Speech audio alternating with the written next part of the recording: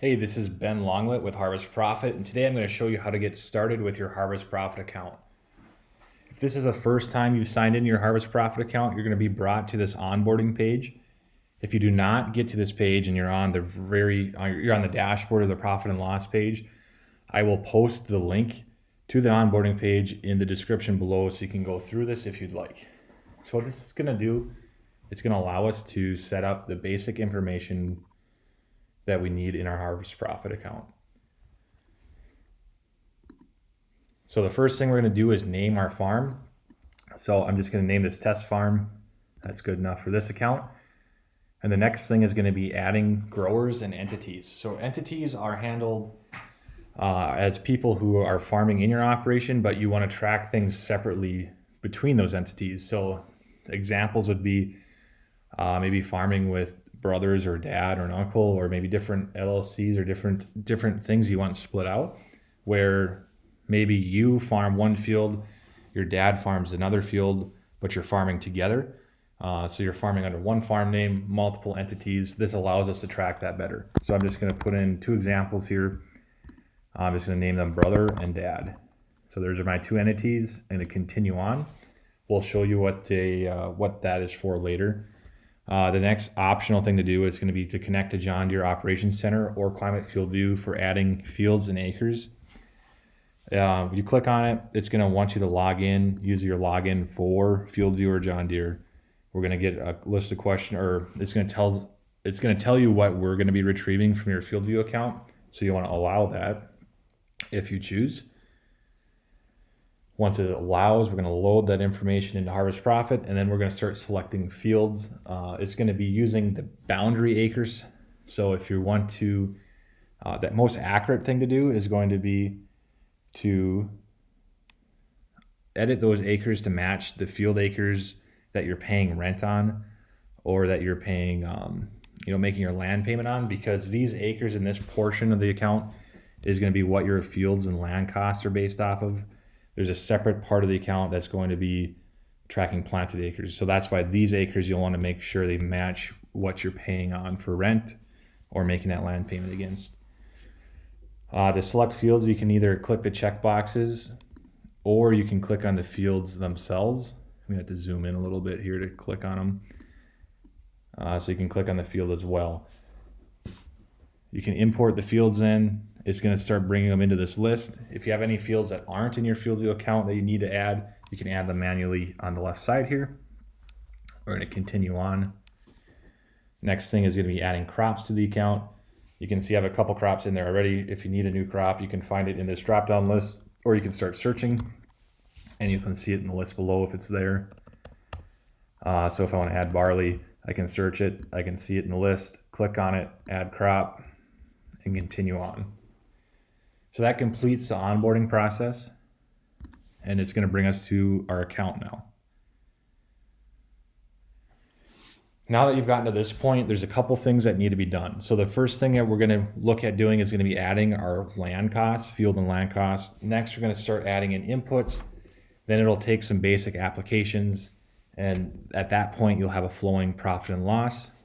One of the other things we'll have to do is set up our cropping plan within the crop planner and select our entities. So to start off, I'm going to show you how to add field costs. We're going to go to the field and land costs tab, and this is where we can enter in a rate per acre for rental. You can enter in your payment. So if you're paying, we purchase this land and you have a total payment per year, you can enter that in. Or we can create a crop share. So you can create a new agreement. We can show what percent of revenue we're sharing. So maybe this is a revenue or a 1/3, 2/3 situation where we're sharing 33% of the revenue, but we're also sharing some expenses.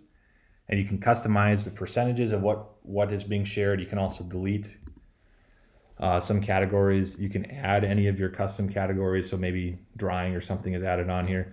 You can choose, you can create these to customize them however you want. For now, I'm just going to enter in some generic rental fees. And again, just as a disclaimer, we obviously work with customers all over the United States and Canada. So that these prices that I'm using in this count are just general. They're not anything specific. You shouldn't feel a certain way about how I use these numbers. For the most part, they're going to be made up. or they're going to be based off a general area of North Dakota. So we're just going to throw in some, this is going to be some pretty close to average for this area rental rates based off our county data. Just going to add those in. And right now we're calculating land costs and based off the acres that was pulled in from field view. Again, if you want to edit those to match, say I'm showing 120 acres on my boundary, but I'm paying on this field in my rental contract, it says this is 125 acres. I would want to come in here and edit this to 125 acres and save it. The next thing we're going to do is look at adding some general inputs. So maybe I'm going to add in a chemical. There's a couple ways we can do this. You're going to tag it to a crop. So I'm going to create a corn chemical, and I can say Roundup, and I can put in my cost per gallon. I can also do it per ounce, but for the most part, we're going to track things in unit pricing for chemical, seed, and fertilizer, meaning chemicals are going to be per ounce, per gallon. Fertilizer is going to be per gallon or per ton, and seed is going to be per unit, and you can select the unit size. So we're going to just add in a few basic things. So I'm going to do Roundup. I'm going to add in a fertilizer. We'll call this UAN, 28%. Well, excuse me, I was typing in the wrong one. So I'm going to tag this to the corn crop, UAN, 28%. And we're going to call this $220 per ton. Now this is a liquid, so I'm going to click on liquid and I'm going to enter in the density. I believe it's 10.7 pounds per gallon. The next thing we can come down, we can add in some fuel costs. We're just going to add in, we're going to just do everything for a corn just to get a generic situation here. We're going to say 220 per gallon. I'm going to use 7 gallons per acre. That works for me. We'll enter in a corn seed. Cost of $245 per bag, 80,000 seeds per bag. Looks good. Maybe we'll have a generic labor charge, or repairs are in here. Just general, $7,500. Obviously this is a small farm I'm creating here. We're gonna leave this tag to all crops.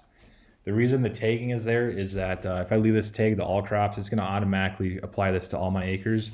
If I tag this to corn, and only half my farm is corn, this repair cost is only going to get split over those corn acres. For now, that'll be a good start to this account. We're going to save this. And the next thing we need to do, you could do that. We could have done the crop planner first, last. You just want to do it before we get into applications because we need to set up our what we're planting on each field. So we're going to add a crop to these fields. And we're going to have to add an entity. So since I'm doing corn on everything, we're just going to select corn here. And the next thing is going to be to select an entity. So who is farming this? So I have an option. I can say that dad's farming this one, brother is farming this one, and this third entity is a share. So to create a share, we're going to go to entity shares at the top here. Add our first entity share, and we're going to call this test farm share. And this one is going to be dad and brother 50-50 as a share. I'm going to save this share, go back to this crop plan, and you can see dad's farming this one, brother's farming this one, and there's this entity share now that's 50-50. And that's how that's set up. Other thing we can do here is add multiple crops per field. So maybe this is going to be half soybeans, and we can set the acres to which amount of acres for which crop. Every time we make an edit and this green bar shows up, that means there's information to be saved. We'll want to save that before leaving this page. So now we can go back to applications, and you can see I have my 3 fields. We want to put in some yield goals here. This is just to start calculating out our bushels in our profit and loss. I'm going to create a plan now. So for applications, the things we're going to add in here is our seed and our chemicals. I'm going to name this application seed. I'm going to add a seed input. I'm going to collect on seed. I didn't name this a hybrid, but if I would have named that, a hybrid name, that's what would show up here. And now I'm going to tell it how many thousand seeds per acre I'm planting. So if I'm going to plant 32,000 seeds per acre, it's calculating that cost of being $98 per acre. And let's say on my seeding pass, we're also going to be adding a little bit of UAN down, dribbling it behind the planter. So now I can come in here and just say I'm applying 30 gallons per acre. Actually, that's kind of a lot. We'll go 15 gallons per acre behind the planter. And we're actually going to call this planting pass. So now I've included all the costs that are within this pass. And you can see this total pass is $115 an acre. And again, this is very generic. We'll call this our chemical pass. We're going to add a chemical input. Again, the only chemical I added was Roundup. Not the same as probably what your farm is, I hope. But we're going to apply this in ounces per acre, but I can see I already made a mistake. I set up Roundup as a pounds per gallon. So I'm going to save this applications before I leave here. We'll go back into inputs and fix this. We're going to switch this to gallons.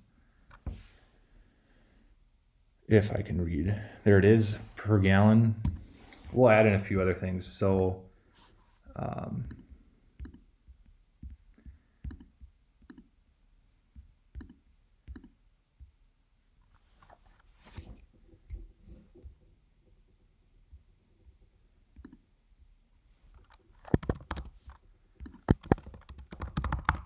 I was blanking on different chemicals to put in. So we're going to go with the fungicide, $300 per gallon. We'll just do this. And now I'm going to save this again before we leave. You can see I'd take this to all crops. So that means I can apply this to any field without it giving me any errors above. We're going to come back in here. And it's not going to like I apply this in pounds because we changed the units from pounds to ounces. So I'm going to flip this back to 32 ounces per acre. That error goes away, and you can see that's $1.25 per acre. Add an application in here. Excuse me, I wanted to add an input. Add a new input called chemical. Now I have that fungicide in here, and maybe this is 6 ounces per acre. You can see that's a $15 per acre pass. I can save that. And now the last thing we can do, obviously you probably aren't applying both of these products at the same time. This is just an example. We're going to come in and add one more application. I'm going to call this custom application is what the name of this is going to be. I'm going to add a miscellaneous cost.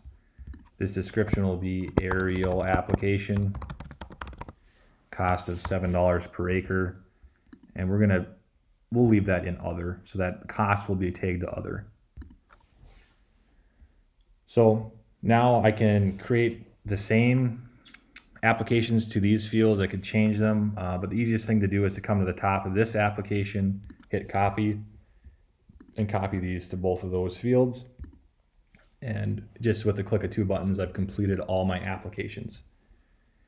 So we can come into either of these fields and look, and I can see I have my chemical pass, my planting pass, my custom application fees, all in these fields automatically based off that copy button.